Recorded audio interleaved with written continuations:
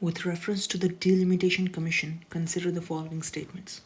तो Delimitation Commission वो होता है जो जो इलेक्शंस के रिप्रेजेंटेटिव्स होते हैं, उन उन रिप्रेजेंटेटिव्स की जो कंस्टिट्यूएंसी होती है, मतलब जो विभाग होता है, जो उनका क्षेत्र होता है, जिस क्षेत्र को वो रिप्रेजेंटेटिव्स रिप्रेजेंट कर रहे होते हैं, उस क्षेत्र की बाउंड्रीज तय करना, इसका यही काम होता है।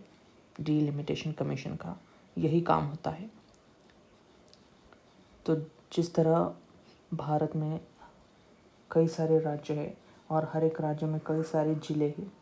India consists of 28 states, many states, and each state has many districts, and each district has a representative.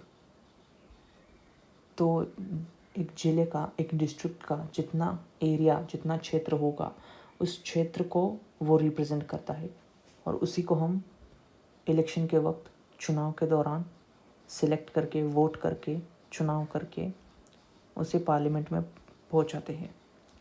तो वो डिस्ट्रिक्ट, वो ज़िला, उसका कंस्टिट्यूएंसी बन गया।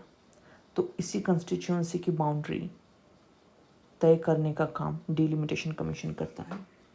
तो यहाँ पर पहला statement, the orders of the delimitation commission can not be challenged in the court of law. जो भी डिलिमिटेशन का जो कमीशन होता है, वो डिलिमिटेशन कमीशन जो भी बाउंड्रीज तय कर देगा, उसे किसी भी कोर्ट में चैलेंज नहीं किया जा सकता, यानी उससे सवाल नहीं पूछा जा सकता, उस पर सवाल नहीं उठाया जा सकता। ये स्टेटमेंट सही है, ये एक फैक्चुअल सवाल है, ये स्टेटमेंट सही है। जो भी डिलिमिटेशन कमीशन की बाउंड्रीज तय होगी, जो भी डिसीजंस लिए जाएंगे, उसे कोई भी कोर्ट में जाकर उसके खिलाफ चैलेंज नहीं कर सकता, उसके खिलाफ केस नहीं कर सकता। Now second statement, when the orders of the delimitation commission are laid before the Lok Sabha or state legislative assembly, they cannot effect any modifications in the orders. तो जब डिलिमिटेशन कमीशन ने सारी constituencies की boundaries तय कर government को भेजी, चाहे वो सेंट्रल गवर्नमेंट लोकसभा में हो या फिर state government state legislative assembly में हो, तो वहाँ पर जो लोकसभा में या फिर स्टेट लेजिस्लेटिव असेंबली में वो लोग कायदा बनाने का काम करते हैं। तो ये जो कंस्टिट्यूएंसीज की बाउंड्रीज़ है, ये तय कर एक बार वहाँ पर भेजी गई, डिलिमिटेशन कमीशन ने वहाँ भेज दी लोकसभा में या फिर स्टेट लेजिस्लेटिव असेंबली में, तो वहाँ पर पार्लियामेंट में या फिर स्टेट असेंबली में बैठे हुए लोग इसे बदल नहीं सकते, इसको चेंज या फिर मॉडिफिकेशंस, उस पर कोई बदलाव नहीं कर सकते। तो ये भी स्टेटमेंट सही है। Second statement is also correct, because अगर ऐसे करेंगे, तो अगर वो चेंज कर सकेंगे तो वो एक फेयर रिप्रेजेंटेशन नहीं होगा, क्योंकि हो सकता है कि लोकसभा में जो एमपीज़, मेंबर ऑफ पार्लियामेंट्स होते हैं, या फिर स्टेट लेजिस्लेटिव्स में जो एमएलएज होते हैं, member of state legislative assemblies,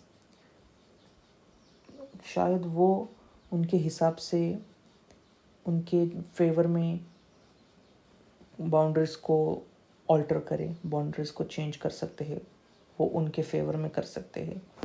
तो ऐसा ना हो, इसलिए फेयर रिप्रेजेंटेशन, हर कंस्टिट्यूएंसी का फेयर रिप्रेजेंटेशन हो, सभी एरिया से, सभी क्षेत्र से समान संख्या में लोग रिप्रेजेंट करें, इसलिए डिलिमिटेशन कमीशन ये काम करता है। और कोई सेंटर का भी एमपी या फिर स्टेट का एमएलए इसको मॉडिफिकेशन नहीं कर सकता, और इसलिए ये सेकंड स्टेटमेंट सही हो जाता है, और इसे कोई किसी न्यायालय में जाकर चैलेंज भी नहीं किया जा सकता, इस पर सवाल भी नहीं उठाया जा सकता। किस पर? जो बाउंड्रीज, जो एरियाज तय किया गया है डिलिमिटेशन कमीशन के द्वारा, उसको। तो फर्स्ट स्टेटमेंट भी सही हो जाता है। So both statements are true.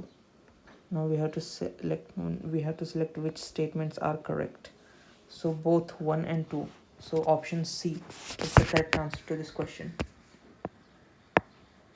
तो ये सवाल सन 2012 में पूछा गया था. This question was asked in the UPSC Civil Services exam in the year 2012. I hope you understood my explanation.